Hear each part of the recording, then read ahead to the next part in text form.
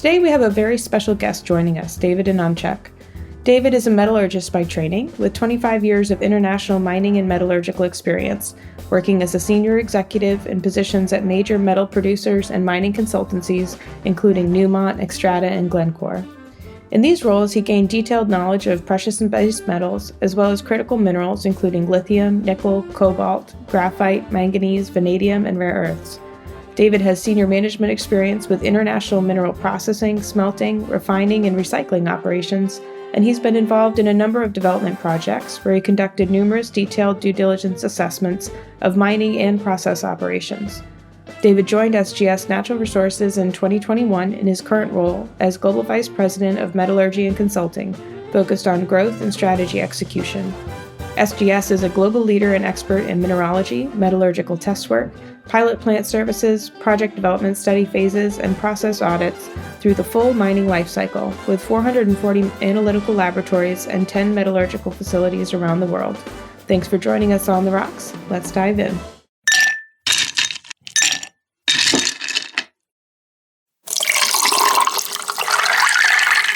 All right. Well, thank you, David, for joining us on The Rocks. How are you doing today? Great. Glad to be here. Awesome. And what are you drinking this afternoon/early evening? Well, since it's still working hours, I have my orange Earl Grey tea. If it was later in the day, in the evening, like I said, non-work hours, probably be an Isle of Harris gin. There's a bit of a mining story maybe to this. Several years ago, somewhere around 2014, 15, one of the traders that I knew at one of the major trading firms reached out and said, "Hey, I'm investing in this Scotch and gin distillery in the Isle of Harris." This was during LME week in London.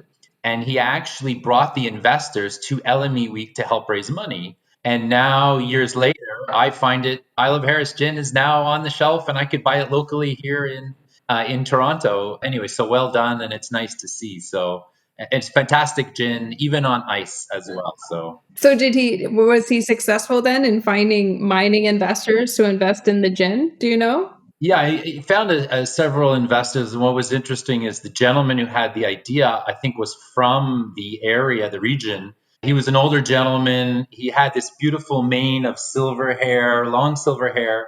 He had this rockin' suede velvet jacket. He was like the coolest older guy I've ever seen. And in the end, they raised the necessary capital to start this distillery. And what's cool is the town in the Isle of Harris, I think it's only 500 people in that town. It's also the same town where they have Harris Tweed. So if you ever recall long ago when, maybe when you were, younger, but I remember in the days, talking about Harris Tweed, it's made a comeback and it's in the exact same town of 500 people. That's the head office. So they've got two now businesses in their small town, so pretty unique from that perspective. That's pretty strong branding for a town of 500 to have two recognizable products come out of there. It's pretty impressive. Well, I just saw on Twitter they actually collaborated. I think it was this month, and they actually are cross-selling. So they made some clothing for the company with some special branding related to the distillery. So it was pretty neat to see them, work together. Well, I hope you enjoy your tea while you're while you're thinking about the gin, at least then. Well, today I'm drinking, a friend of mine gave me a bottle of George Dickel single barrel whiskey. It's great. It has great flavor, but I just had to bring this one on the podcast today because when I was looking up the reviews and learning a little bit about it, this is how they described the palate. A smooth and mellow delivery of musty aged yolk and Neapolitan ice cream. Not just oak, but musty aged oak and Neapolitan ice cream. So I guess strawberry, chocolate, and vanilla flavors. So I thought, well, that's a pretty entertaining description for that reviewer. Well, I thought it would be really cool for us to talk today about a few different topics, but one that came up in a poll that we ran that our listeners really wanted to learn more about is critical minerals. And I know that you've got an extensive background in critical minerals, which I would say certainly 10 years ago, but maybe even 3 to 5 years ago, people weren't really paying attention to. it seems to me like all of a sudden everybody's all excited about it. And where do you think that interest has come from? What got it to finally catch on? In some strange way, I think COVID helped accelerate the acceptance of the move to, at a higher level, call it critical minerals, but really it's, say more about these battery metals that we hear so much about, where we hear, Tesla, Volkswagen, they're in the news, every day. They're, years ago, we would have never heard automotive companies talk about, critical minerals or battery metals. So if we take a step back, how did all this start? And it started with decarbonization, really, because right now, if you look at governments coming out of COVID, what do they want to do, right? They want to get their GDP back. They want to build bricks and mortar type base because that's what actually drives the economy. So there's a big alignment if they're going to rapidly advance decarbonization and climate change targets. And we see it every day. Biden administration even recently, talked about, there was a lithium strategy for the US that came out. There was announcements that they want to accelerate, the electric vehicle sales in the United States, and in terms of when they're going to stop selling the, ICE or the, ICE vehicles out there. So from that perspective, things have changed quite rapidly, especially during COVID. And part of that was the EU. That last September, they came out with their critical raw material strategy. They had the list of all the commodities, but they had their big strategy as to what they're going to do. So big kudos to the EU stepping forward. And I can tell you, you go onto LinkedIn and it's webinars nonstop from the EU in all parts of the supply chain. North America, is coming on, I'm going to say a strong second, but the EU definitely has been the leader out there. I would say Asia is still the big dog when it comes to building all the capacity out there, just because of diversification and risk. Like I said, EU and North America are finally coming on strong. But why is this happening, right? It's the significant commitment from both the chemical and the automotive sector that's making this happen. It's their marketing, right? We see it now every day. We see it now in all the commercials. GM, I think, changed their logo recently. It's like an electric logo. Yeah, Tesla and Volkswagen are duking it out, in the media as to who's going to produce the most gigafactories, gigafactories in terms of electric vehicle capacity. We saw Daimler, Mercedes-Benz in the last few weeks even announced they were going to build 8 gigafactories around the world. So the world has changed. When you look at the marketing, no one is talking about combustion engines. It's all about the future dream, and that has an impact. And during COVID, we've seen sales increase related to electric vehicles in 2020 and into 2021. So something's changed. But I will pin it on the commitment from both the chemical industry, who's producing those commodities, manufacturing, and the automotive companies who are putting the vision. And you remember, automotive industry is risk adverse, right? They think 5 to 7 years in advance. They don't do things at the last minute. So there's a massive commitment. The big issues coming up are going to be security of supply. And I think that's the part that will be interesting for those that are investing in these markets, in terms of trying to sort of time or pick the commodities that they like, because there's been a massive underinvestment in some of these commodities as well. And just to give an idea of where we've come from, back in 2014 was around the time there was the first mention of a battery mega factory or gigafactory, and Tesla was one of the first ones that came out with that vision. Well, today in 2021, we have about somewhere plus 200 battery mega factories that are either operating, that are under construction, or announced. So it's a significant shift in an extremely short period of time. That's what's driving all the excitement, and that's why we see the automotive companies competing for marketing out there, right? They're doing all these fancy videos. They're trying to woo investors as well as consumers. Well, that's what we're seeing, but they are fully in, right? That it's not going the other way. And going one step higher about, decarbonization, it's feeding into the global theme where we have net zero 2050, right? The whole world, petrochemical, power industry, automotive, everyone is trying to achieve these sort of global, net zero target, in terms of emissions. So that's the big driver. but the automotive sector has really adopted that. And then, of course, affects then how what we do on the mining side in terms of developing projects. Well, and that's where I think it's you hear on the mining side a whole nother discussion point, which is, the location of these critical mineral assets. And as you mentioned, there's a gap in supply to begin with because of underinvestment, but also, at least here in the US, there is a high level of awareness of the control of that supply chain. And just to, China is the predominant concern, right? That they control access to rare earths in particular, but people kind of lump it in with a lot of what they consider critical minerals. So I find that to be an interesting dynamic where you've got this, or almost a nationalistic approach, where we need to have some of these resources in our own backyard, which was, I think, started really more in a national security space, looking at rare earths and how critical they are to some national security components. But like you said, the market is much, much bigger just in automotives and the green economy, right? I mean, it's more of an economic stability aspect really than a national security one at this point because the demand has grown so much larger. Yeah, and if we talk about what it means in terms of dollars, in terms of, let's say, the mining industry, there's definitely a need in the short term in terms of investment, anywhere from, depending on the analysts, 30 to easily 60 billion in terms of investment in mining projects just to get the supply chain up.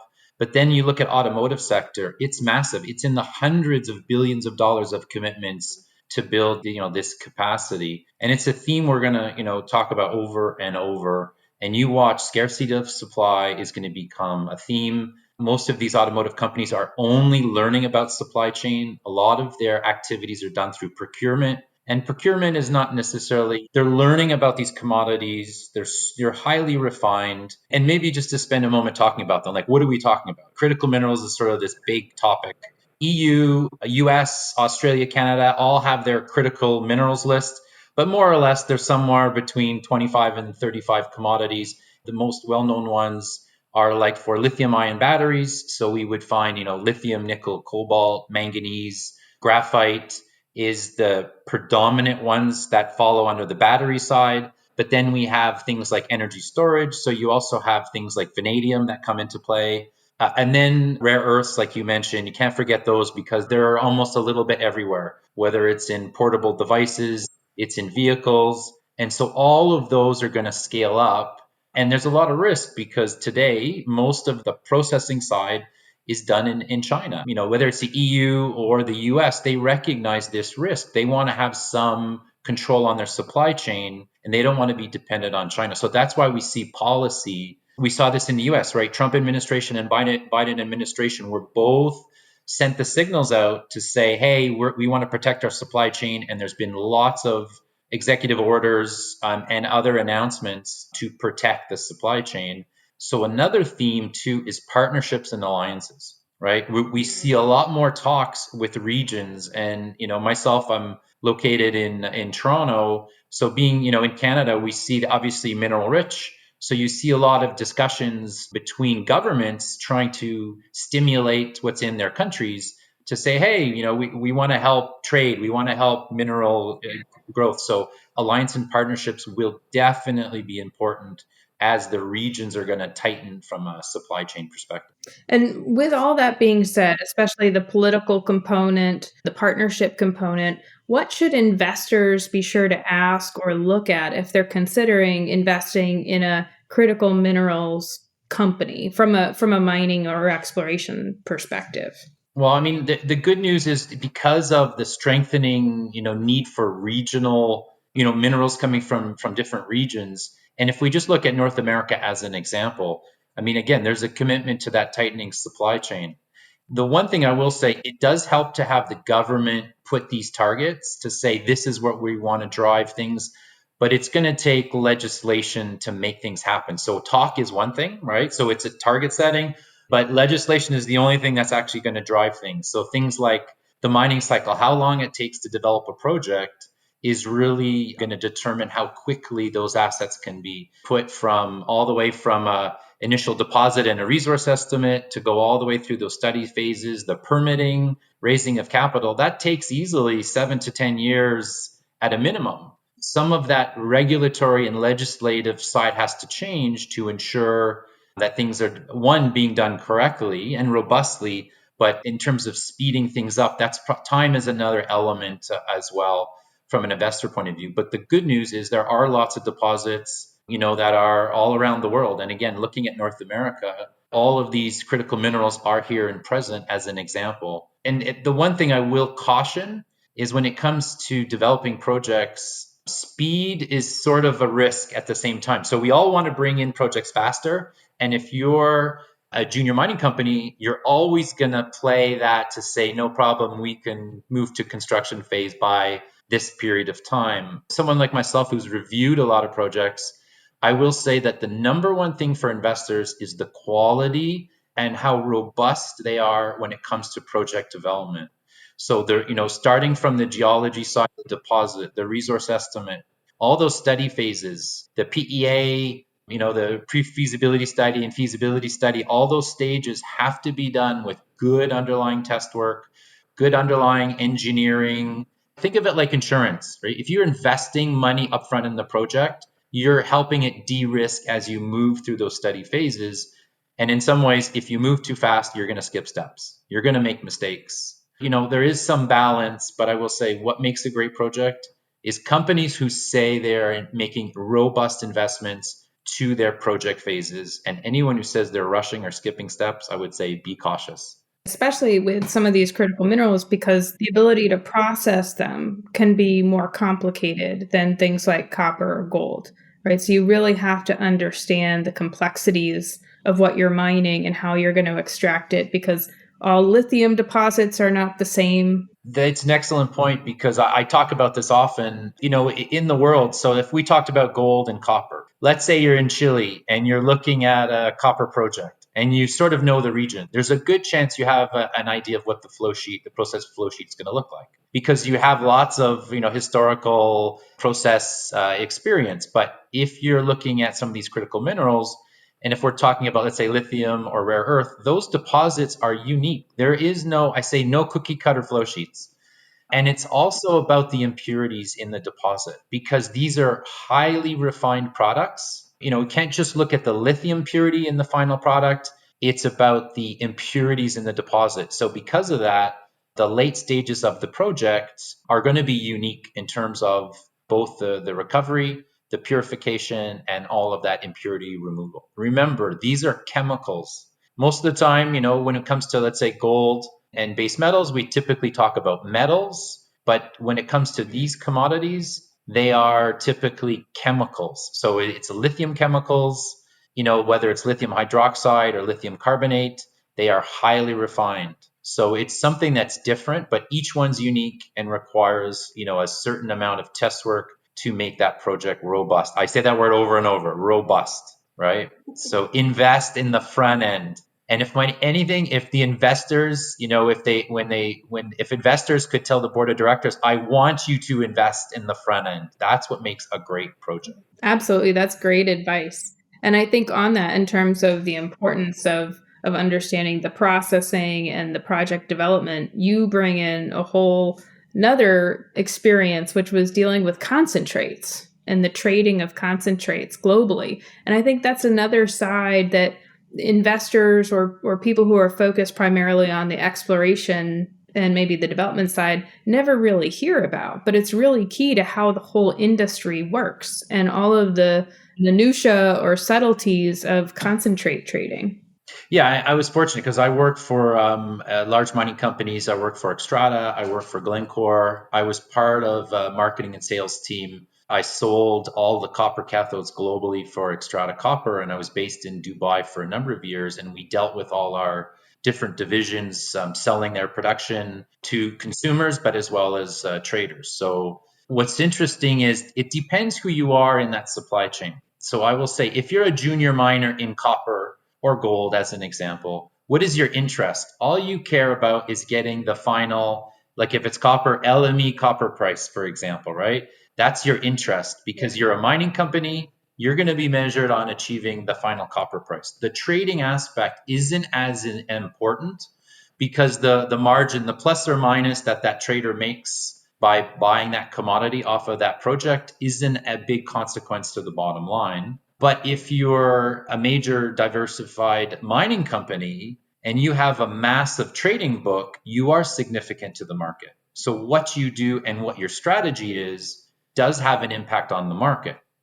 And so companies, when I worked were Xstrata or Glencore. On Glencore, for example, they have their asset operations as one, and then they have their trading book as another. And depending on what they did in the market, depending on the commodity prices of the day, whether they chose in weak prices, if they decided to shutter production, like any major mining company, they will affect the supply. They will affect the market price in terms of what's happening. But at the same time, they have a position, right? A global position that they're trading on. So they are significant in what happens in the market. But again, if you compare it to a junior miner, their goal is simply to achieve the final market price. So it affects different people depending on what part of the supply chain that you play in. And is that something that a mining investor needs to be aware of, or look for certain things in terms of pricing that the companies are selling at? Or how would they pay attention to that? What happens is, mining commodity prices are never stable, right? It's rare that we have flat rising prices. It typically goes from feast to famine, big underinvestment, big rise in price, people rush to produce, and then something changes in the world, and then all of a sudden we have too much metal and commodity prices go down. This cycle repeats over and over. I would say where it has an impact are things like, let's say in concentrates, treatment charges, refining charges, cathode premiums, things like that do affect some of these businesses because depending if you're a mining company, are you smelting, are you refining, what part do you play in that supply chain affects how you receive those terms. So sometimes the terms are in someone's favor because depending on who has more leverage in a negotiation, if we're talking about concentrates, do the miners have the leverage or do the smelters have the leverage? And depending on who you're looking at from an investment point of view, what is the outlook? Is it going to hurt somebody? Is it going to hurt someone who's into smelting because the terms are against them and they're going to lose a bunch of money, and so forth. So those are the things that I think investors to be aware of at a high level. And when it comes to terms, normally we look to, LME week. Typically, it's October. They call it the mating season. It's the beginning of a lot of the contract negotiation. So a lot of people look at that time of the year to sort of see what's happening when it comes to the terms that we see for trading these different commodities, or at least to give an outlook as to maybe how it affects the different players, depending on what part of the value chain that they play in. Interesting. And have you seen or has there been a big impact because of COVID in that space over the last year and a half?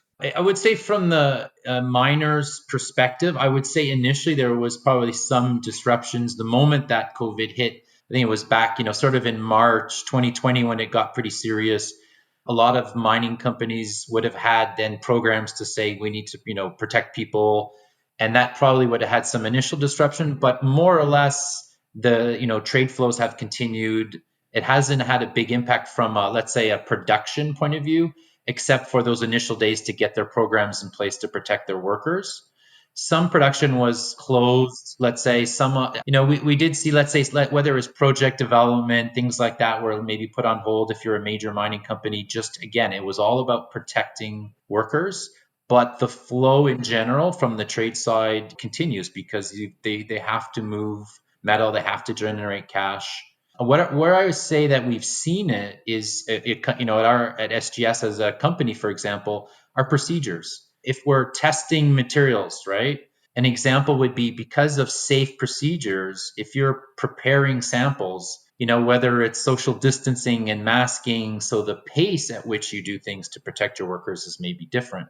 So that's something that maybe we've seen that's different in the way that we do things. But again, at a high level on the trade, I would say it does continue, and people now that more than a year has passed, I think have programs in place to protect, like I said, to protect their workers and so forth. Yeah, I've just been surprised at the lack of impact in that way. Like you're saying, it's continued to move pretty evenly compared to manufactured goods.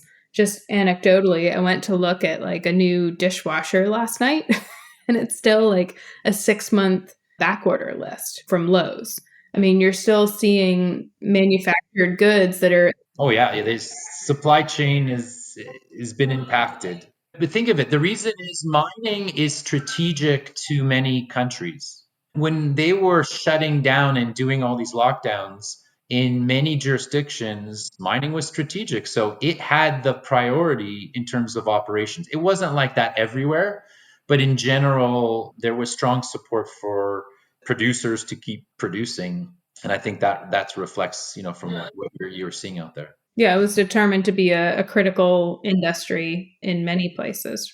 Well, and on that, I mean, in that space, in the kind of trading or the supply chain space and your work with SGS now, do you see any innovation coming up in that kind of sphere? Like, how does that stuff change and innovate and kind of evolve out of the system we've had for the last few decades? I would say if we look at the trading companies in terms of maybe what's happening, a lot of the trade it's relationship based, right? You have to know the product. Every concentrate or metal it has different specifications, right?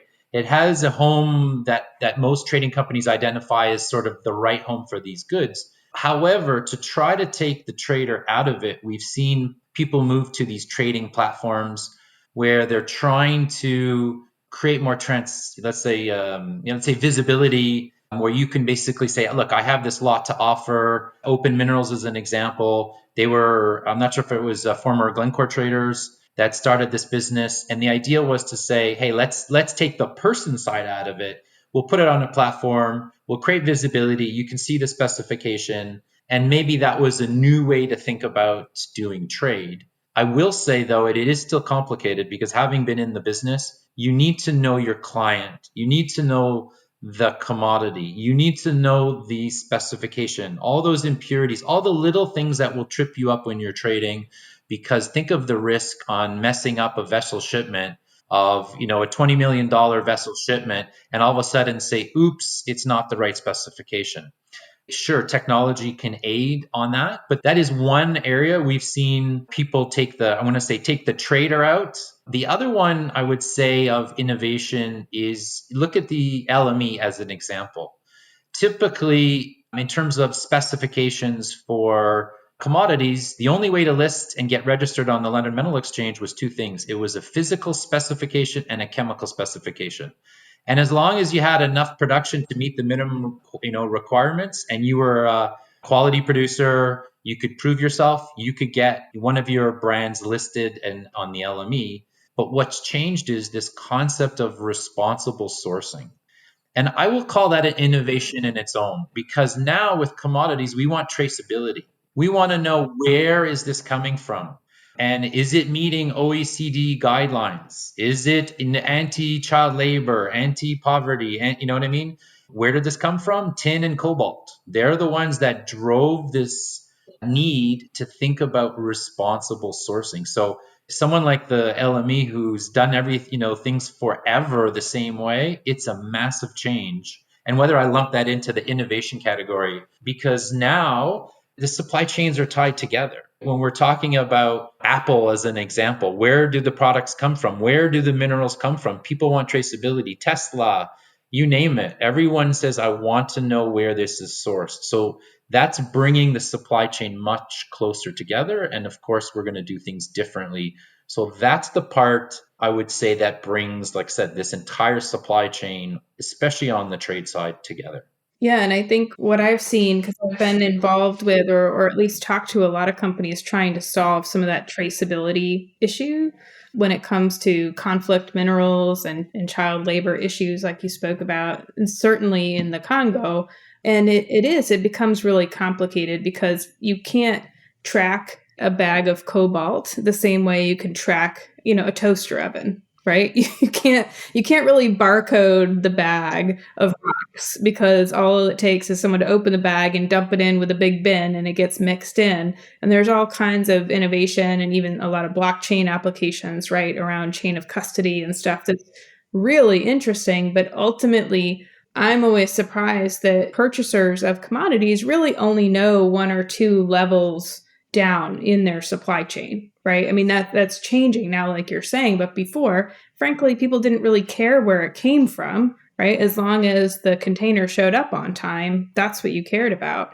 Now, so much of it is also your shareholders wanting to know. I don't want, cobalt in my iPhone that a child mined out in the Congo, is what you kind of hear. This week I saw Tesla, someone post something about Tesla, and they provided their sources of cobalt. So they showed the companies that they purchased cobalt from. They said whether it came from the DRC, and whether there was another column there, whether it had conformed. I'm not sure what it was conforming to, but whether it was some sort of assessment that they were doing about, whether they had traced the supply chain or not. But Tesla did provide that visibility. So we're starting to see change. And I will say, when we hear about blockchain, a lot of people go, what? It's hard to understand, but in the end, we will see it. Traceability is coming. It's only going in one direction. And I would say from an SGS point of view, what that means is when we look at, let's say, chemical analysis, remember, things have a footprint. An example would be if you're evaluating all the commodities on the London Metal Exchange and you could tell based on the footprint of that metal, or if I was going to take copper cathode as an example, every producer has sort of what the chemical composite looks like. You know what those impurities are typically, right? So there is something there about when you're going on the analytic side to actually understand, to be able to at least trace and saying, hey, this signature looks different. This can't be from this country. This is definitely has the signature of elements from here. And so, that's where it marries, it goes back to, like I said, analytics and, I'm going to say the technology and the science side to bridge the traceability. It's going to bring those much more closely together as we march forward. I think it's also part of what we're interested in at Prospector in getting a idea of the whole universe of what is being mined and processed, because I was in a few conversations at a PDAC conference a few years ago with representation from a country that I will not name. I won't call them out, but they were claiming that no, we are mining this mineral in our country and processing it. It's not coming from that neighboring country that everybody is worried about, right? And they kept saying, no, this is why. I know exactly what you're talking about. You know what I'm talking about. And, I'm sitting there with the representatives from the ministry in different meetings.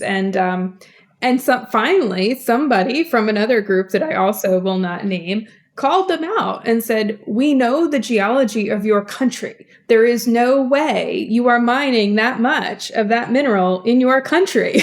You don't. There is no production. There's barely any production, and somehow you are exporting a certain amount of a certain commodity. So it's like that's where it's not really basic science, but having a common understanding of where things are and how much is being produced can bring a lot of transparency and accountability into that space, because it can be challenging right now to call BS on some of that stuff. Well, who really knows how much is coming out of this country, right? Because of the way things are being run.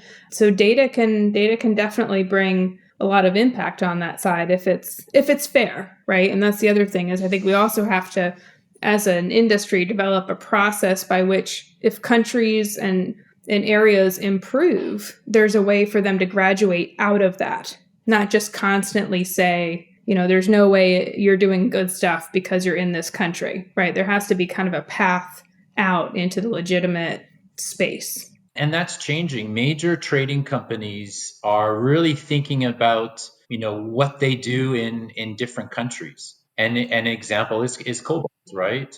And so both, for example, Glencore and Trafigura have said publicly that they have many initiatives out there to create more visibility in terms of what they do. That's something that's changed. You would never heard that years ago. Trading companies talk about that, and they are spending time and money on developing programs, and they are talking about it in an open way. I've seen it on, conferences that we go to, that we've had, company representatives.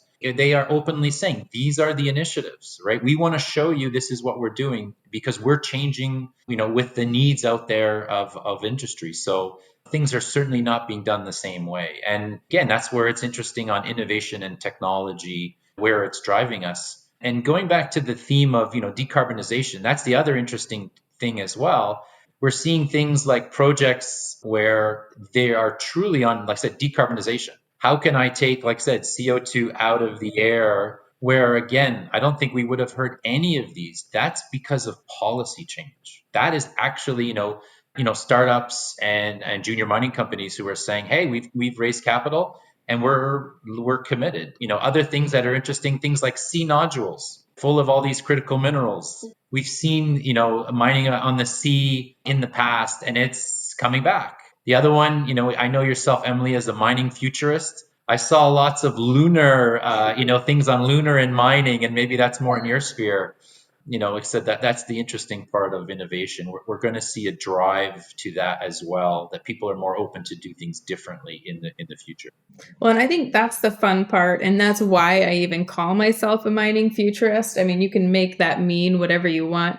But to me, it's about if we just open up the option of how will we do this in the future and what can we learn from space mining and deep sea mining, but apply to how we do things now, right? That's what, when you kind of unbound the idea of how you could do things as an industry by putting it in these crazy jurisdictions like on asteroids or, in the deep sea, it allows you to open up and think, well, maybe we can do things differently in Nevada and Ontario as well, right? I mean, you can, from a technology perspective, an interpretation perspective, all of that. And with that, I will ask you my latest favorite final question to throw at everybody, which is, if you could wave a magic wand and change one thing or kind of bring innovation to one part of the mining and exploration industry, what would it be and why? Oh, I know that one's an easy one for me. I mean, it's during the project development stages. You often hear about capex overruns, right? How many times in the mining industry does it give itself a black eye sometimes because there's a massive capex overrun? And if we could do things differently, if investors would say, I demand you invest properly during the project development phase and you put the right capital in to ensure, like I said, think of it like insurance. Imagine there was an insurance product out there that said, I could invest in this insurance to guarantee that someone will say that this project was done properly. It was done with robust underlying data, test work, pilot plant data, as well as making sure you did all the things you needed to do under all the study phases. For me, that's the part that gives mining sometimes a negative connotation. But the reason is we get pressures when the commodity prices are low, when some of the junior mining companies have a hard time raising capital. The risk is they'll take shortcuts. If there was some recognition to say, again, investors said, we demand you invest in this project in a way that it's robust. And that to me is like return on investment, right? It's ROI, because the projects that they're developing are going to be there from, is it going to be, 15, 25 years and so forth for good, solid projects. And I see risk coming up. So we're in an environment with a positive price outlook, and it's across the board, right? Precious metals, base metals, critical minerals, everything is sort of green. But the risk is, as there's a rush to actually move to construction and build projects, the question is, who are the people that are going to develop your projects? Are you going to get the right quality with the engineering companies that are behind you? And what happens is, I always tell people, make sure you get your quality partners now, because the second tier and third tier companies are going to show up, put up their hand and say, oh, I can do that. I can do lithium. And they don't know lithium, for example. And there's going to be a lot of crappy projects that are going to be developed for people that do not know what they're doing. So that's the only thing that I guess going back to what could I change, is the investors demanding solid investment on the front end, because it will pay, right? It is ROI. And if someone could figure out how to make an insurance product for that, that would be a way to go. So Be successful. Absolutely. Well, I will cheers to that. Anything that de-risks projects, I think, is huge, and I think that's a really key point into things that we could adjust and adapt in the industry. So thanks for coming on the rocks. I hope you enjoyed your tea, and I hope you have a gin later this evening. And we look forward to having you back on sometime soon. Great. Well, thanks, Emily. Enjoyed the conversation. Thank you to our guest and my colleague, David Anonychuk, for joining us on this episode of On the Rocks. To learn more about David and SGS Natural Resources, visit sgs.com and check them out on LinkedIn, Instagram, and Twitter. For more about Prospector, go to prospectorportal.com or check us out on Instagram at ProspectorAI and LinkedIn at ProspectorPortal. Thanks for joining us on the rocks. Until next time, keep your glasses full and your ice cold. Cheers.